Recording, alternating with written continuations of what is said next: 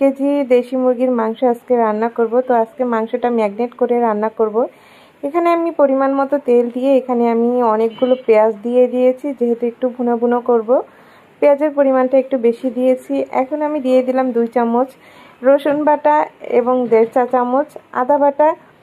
এখন আমি দিয়ে দিব মশলা, হলুদ মরিচের গুঁড়া। তো এখানে আমি নিয়ে নিয়েছি মশলা সব। ধনিয়ার গুঁড়া 1 চামচ দিলাম, মরিচের গুঁড়া 2 চামচ দিলাম, লবণ পরিমাণ মতো এবং হলুদ 1 চামচ দিলাম। হলুদের রঙটা একটু বেশি, যেহেতু আলু দিয়ে রান্না করবে। এখন আমি এটা ভালো করে হাতের সাহায্যে মিক্স করে নিব মশলাটা, পেঁয়াজটা ভেঙে নিব। তো আমি সুন্দর করে মশলাটা ম্যাগনেট করে নিয়েছি। এখন আমি ধুয়ে রেখেছি মাংসটা এখানে, তো মাংসটা দিয়ে দিব। মাংসটা একটু তেল হয়েছিল, যেহেতু দেশি মুরগি একটু তেল হয়। তো আমি এটা ভালো করে এখন হাতের সাহায্যে মশলার সাথে মিক্স করে নিব, যেহেতু এটা রান্না করতে আজকে অনেকটা সময় লাগবে। ম্যাগনেট করে রাখলে ভালো হবে। তো আমি মেখে নিলাম। এখন আমি হাতটা ধুয়ে সামান্য পরিমাণে পানি দিব। আমি কিন্তু এমনি কোনো পানি দেইনি। তো এই যে অল্প পরিমাণে পানি দিয়ে এটা আমি এখন 10 মিনিট মতো রেখে চুলাটা জ্বালিয়ে দিব। 10 মিনিট মতো আমি হয়েছে চুলাটা জ্বালিয়েছি। তো এই যে আমি এখন দিয়ে দিলাম এলাচ, দারচিনি এবং তেজপাতা। তো আমি এটা এখন একটু নাড়াচাড়া দিয়ে নিব ভালো করে।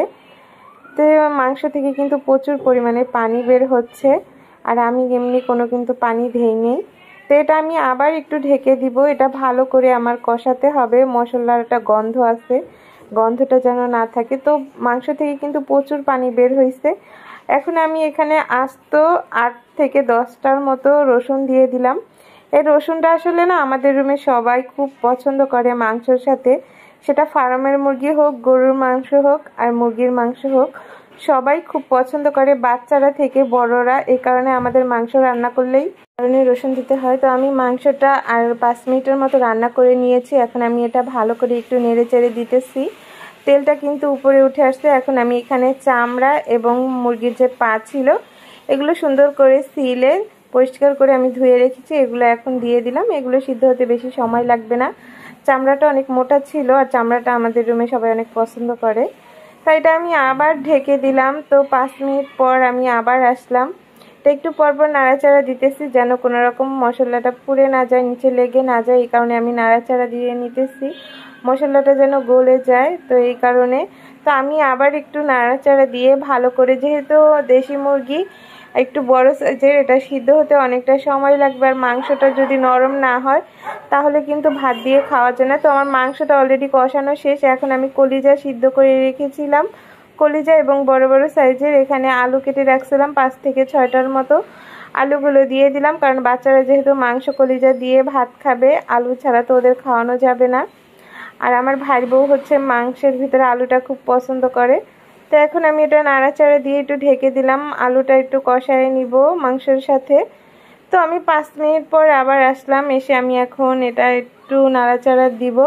প্রথমে পানি দিয়ে নিতেছি, কারণ অলরেডি আমার মাংসের যে ঝোল ছিল শুকায় গেছে, আর আমার মাংসটা অলরেডি সিদ্ধ হয়ে গেছে, আলুটাও অর্ধেক সিদ্ধ হয়ে গেছে।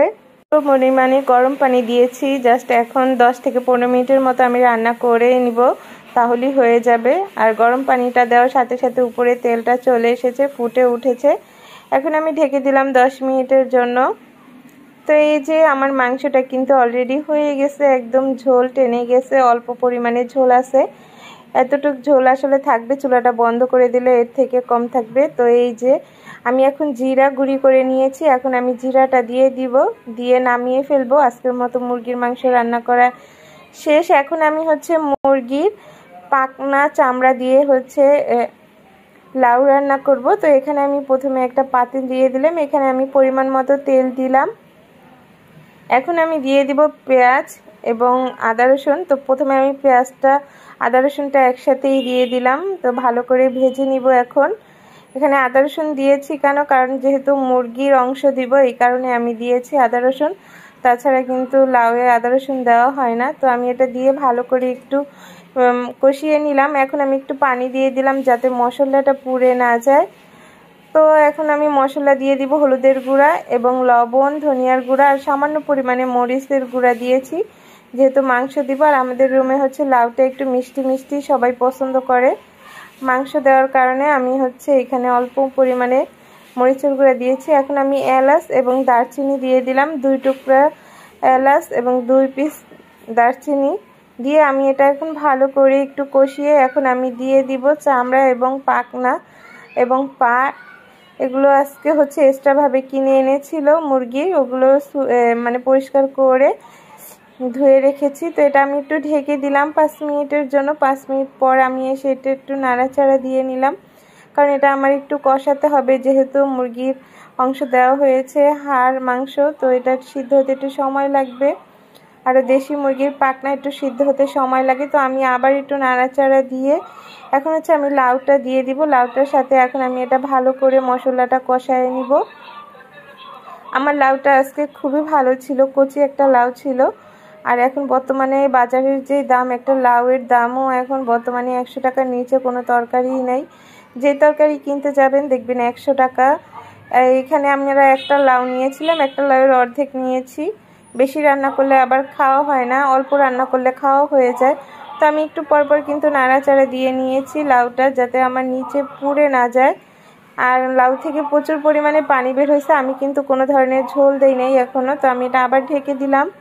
তো একটু পর এসে আমি আবার একটু নাড়াচাড়া দিলাম। আমার লাউটা কিন্তু অলরেডি অর্ধেক সিদ্ধ হয়ে গেছে, এখন আর অর্ধেক সিদ্ধ হলেই লাউটা আমার হয়ে যাবে। আমি ক্ষণিক পর পর এসে নাড়াচাড়া দিতেছি যাতে আমার তরকারিটা পুড়ে না যায়। তো আমি এখন গরম পানি দিয়ে দিব। আর লাউতে সবসময় আমরা গরম পানি দিই। আসলে আমরা যেভাবে রান্না করি তোমাদের যে এভাবে রান্না করতে হবে এমন না, সবার এক এক দেশের রান্না এক এক রকম হয়। আমরা এক এক সময় এক একভাবে রান্না করি। তোমরা জানাবা তোমরা কিভাবে রান্না করো, আর আমার রান্না কেমন হয় তোমরা কমেন্ট করে জানাবা। তো আমার লাউ রান্না করা শেষ। এখন আমি এখানে জিরা টেলে নিয়েছি, যেহেতু মাংসর চামড়া পাখনা দিয়েছি। এখন আমি একটু জিরা গুঁড়ি করে নিয়েছি, আমি জিরাটা এখন দিয়ে দিব। তো আজকে রান্না শেষ।